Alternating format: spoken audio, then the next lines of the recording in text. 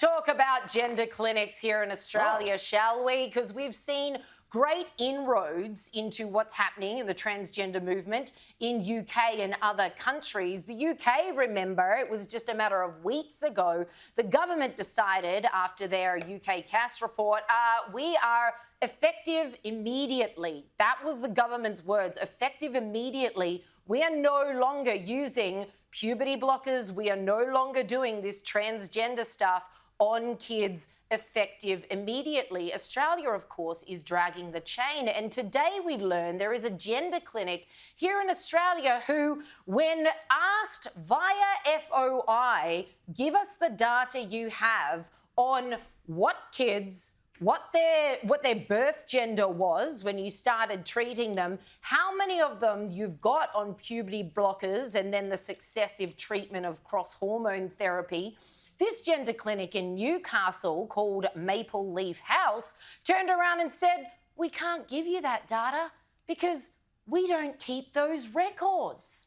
Of course, who would want to keep such records? Because records equal accountability. And who wants to be accountable for handing out these drugs like candy to hundreds of kids in Newcastle in this one clinic that the UK has now outlawed, Finland has outlawed, Sweden has outlawed, because the effects of these drugs are, quote, unproven, end quote. They simply don't know what long-term effects these are going to have.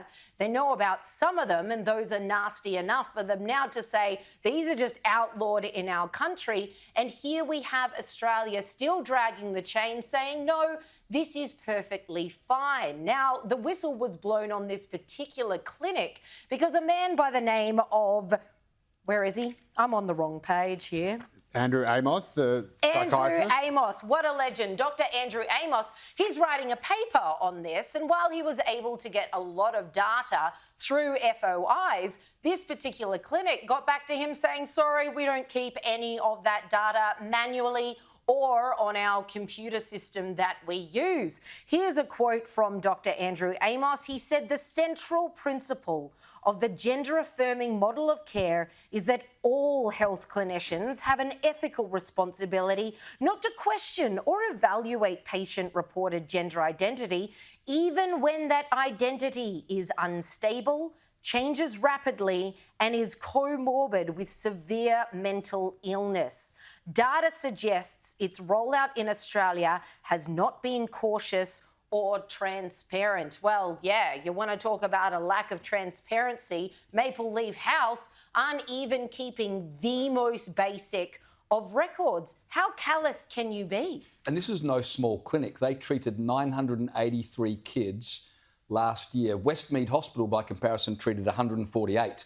So this clinic Westmead in Newcastle, are legends. Four Corners did a whole bit on them, paying out on Westmead because they weren't transitioning enough kids. And then the state health minister at the time came out and said, we are so sorry to learn that Westmead's not transitioning enough kids. We're going to now open up more clinics so they can take care of this, since Westmead and the experts there are dragging the chain. How terrible. I mean, this has been foisted onto kids as far as I'm concerned. I don't know if it's been foisted onto... I think everyone involved thinks that they're doing the right thing. But again, I think this is what happens when you have something that is ideologically driven, that is the kind of, cause du jour, if you like, the Palestine of medicine, you might want to call it, where people think, so there's all these trans kids everywhere, but we just haven't been identifying them. We better go out and find them all because some of them might be unhappy. And so you end up projecting that will, even if it comes from the best places, onto kids who, like Andrew Amos has said, might be suffering from something completely different, might be, not actually sure about which gender they are, or might, again, be having some other kind of mental health issue, which actually has nothing to do with being, a boy trapped in a girl's body or vice versa. There are, I cannot stress enough, there are definitely people who are 100% women born as boys and boys born as women. I know a number of them, and you can't see them as anything but women, or I can't anyway. But the trans lobby does no favours to itself when it starts seeing them everywhere. And it's kind of like, I mean, maybe it's a clumsy comparison, but it's a bit like the DV debate, the domestic violence debate that we have that so quickly gets ideologically hijacked and suddenly it's everywhere and all men are responsible and all men are potential perpetrators. It's like, no.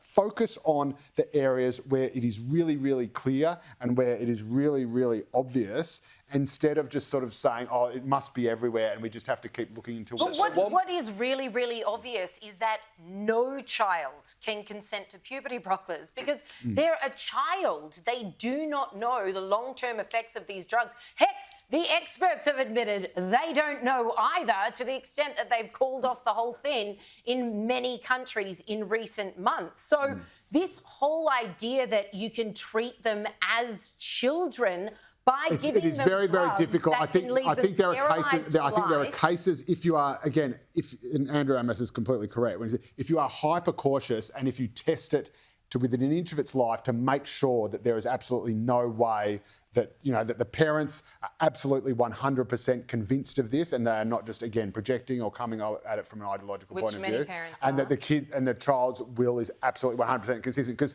the other thing you don't want to do is allow a child that absolutely knows. And I've spoken to someone, not a trendy person, an arch conservative who late in life transitioned from a man to a woman. She said she knew from the time she was 3 or 4 years old. She was absolutely the point with this debate, though, is that because people have different opinions on the validity or otherwise of the whole transgender dysphoria treatment, etc.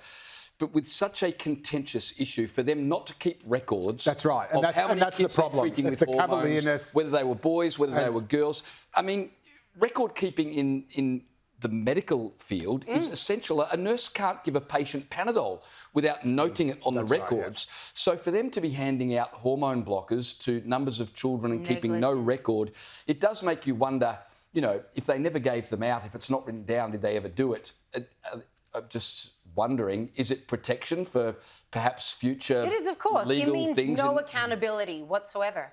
That way there's plausible deniability. There's no record of it. Sorry, we don't know.